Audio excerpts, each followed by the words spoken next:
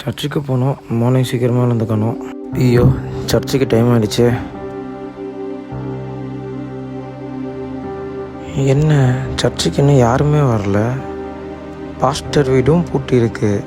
என்ன பண்ணுறது?